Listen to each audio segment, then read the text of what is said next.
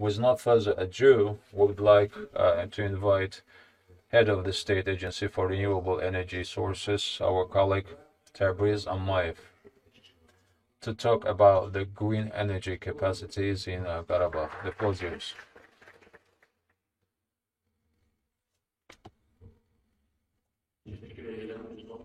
Thank you, dear moderator. Thank you, Mr. Hajiev.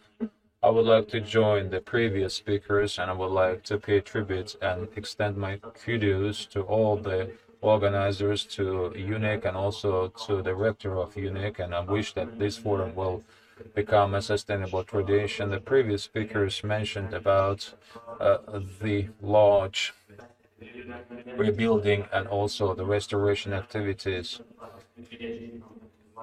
And there is an energy component in all these activities, which is specifically the green energy component, introduction of the green energy component.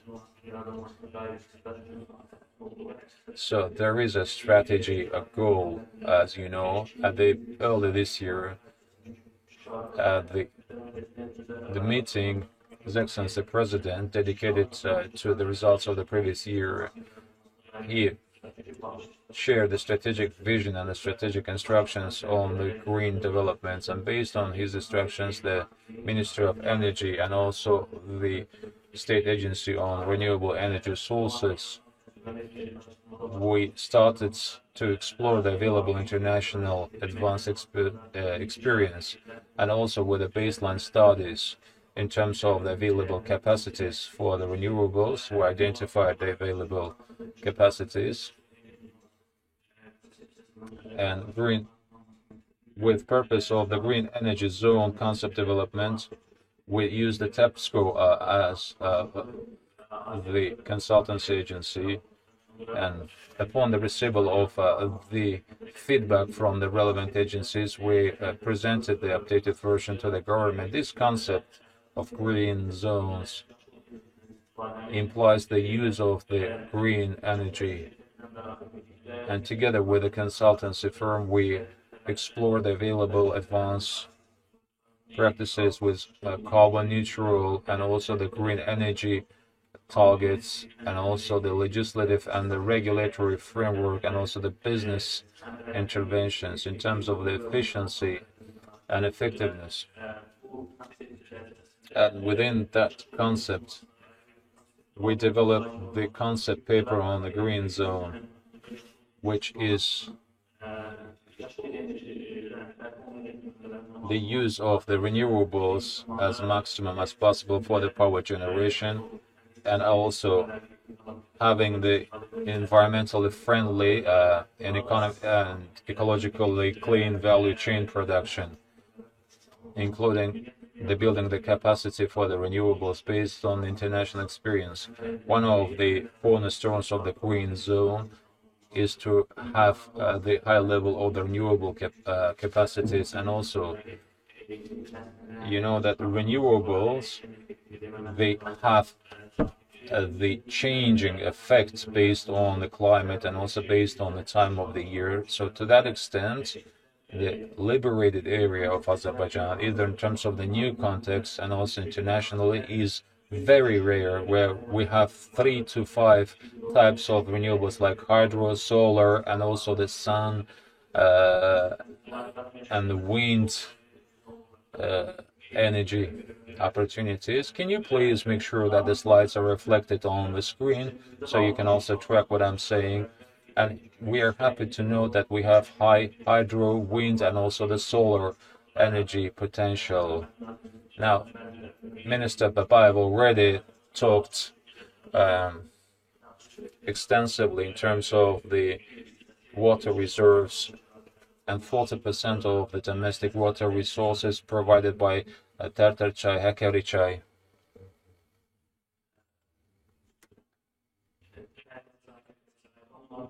And also the branch rivers, we have 40% of the domestic needs provided by this service. However, the small HPPs with full violation of all the economic norms have been constructed by the Armenian invaders, and at the moment we are working on the rebuilding of the HPPs. But before to talk about it, we have also the industry size HPP construction engineering activities. We have undergoing negotiations including the Khudaferin and Kızılası 140 megawatt capacity HPP with 358 million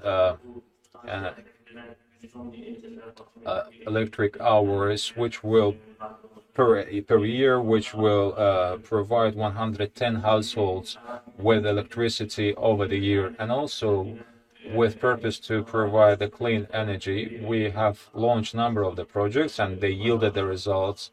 And upon the end of the military operations, Gulabert HPP was put into operation, and around 7,000 households now will be provided with electricity based on the clean energy, based on the renewables. And a couple of months ago, Sugovushan 1 and Sugovushan 2 HPPs were relaunched, and at the moment in Kalbajar, we will have the Kalbajar small HPP commissioned.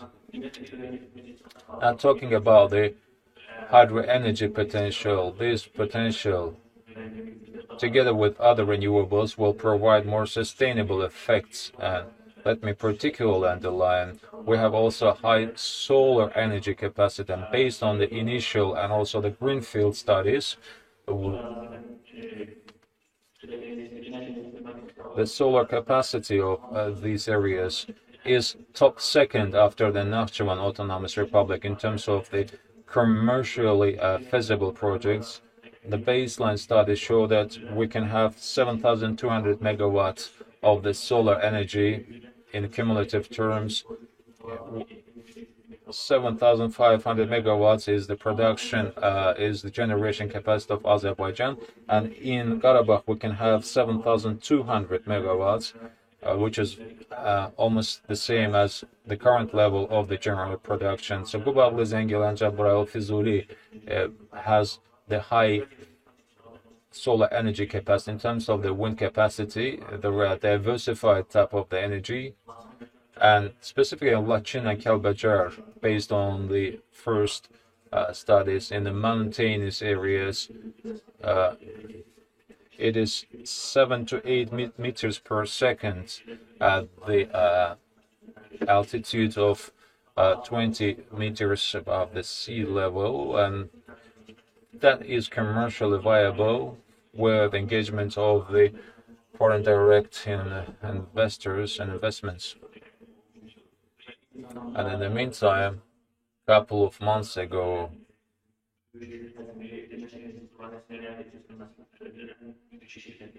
with BP, we signed the implementation agreement for the 240 megawatt capacity in Jabrail, construction of the solar plant. And we're talking about the BP, the company BP. And based on international norms, that means 200 million USD for the investment, which is the sign in terms of the peace and also peaceful development opportunities. The fact that the BP invests so much money, and 500 million kilowatt hours of the electricity will be generated, and based on the average terms, that means 150,000, 160,000 households provided with the annual electricity needs. And at the moment, we are undertaking the feasibility studies. And allow me also mention that when we say green electricity zone, this is not only about meeting the electricity demands by the renewables,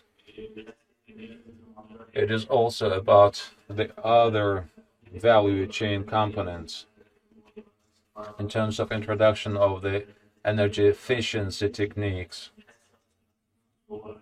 based on the energy supply scenario, and also based on the climate conditions. Various modalities can be used, like the solar collectors on the roof of the houses, or using the HPPs, hydropower plants, or using the solar panels for heating purposes, for electricity supply purposes, like promotion of use of the electric cars, electric vehicles can be piloted, for instance, in the public transportation and then gradually in the private transportation as well. The street lighting, the roads and the motorway lighting, having the LED bulbs, LED lamps can also lead us towards the energy efficiency, energy saving, which is somewhat at the level of 40%. And by this, we can ensure sustainable use of the energy sources. Additionally, as we gradually restore economic operations, as we restore the agriculture, we can also use the waste, generated waste, for the electricity, for the power generation purposes. So the green zone, green energy zone, is not only about the efficiency of the energy, this is also about the employment and the economic activeness. So the demand that will be formed and shaped based on the portal theory will trigger the opportunities for the residential purposes and also for the production, like SME development for the solar panel development or the solar panel assembly or the maintenance activities. So that will positively affect the employment, and it will also boost the need and demand for the electric engineers and electric fitters and other professions.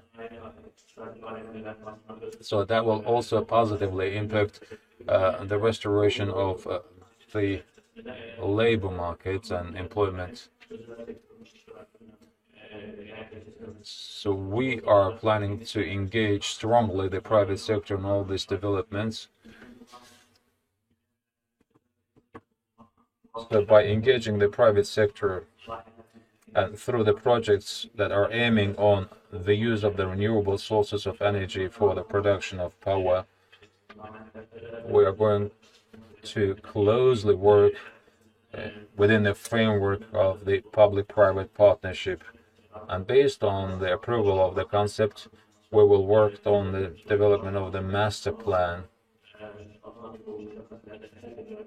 By the way, the master plan is something which is considered for every city in the liberated areas, with energy demands identified, and also including the environment, economy, and agriculture profiles, with use of the effective green technologies and also the digital transformation tools. And Minister Babayev mentioned, in terms of the net zero emission, Azerbaijan declared its readiness to undertake this commitment. And in order to reach this goal, one of the key components is the green energy zone. And we believe the green energy zone, the effective use of the GEZ, green energy zone, will be instrumental in achieving the set goals.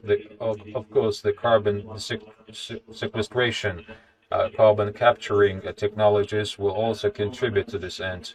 So that's pretty much all, and thank you for your attention, and particularly dear speakers. It was a privilege and honor to co-share this panel with you. Thank you. Thank you, Mr. Amayev.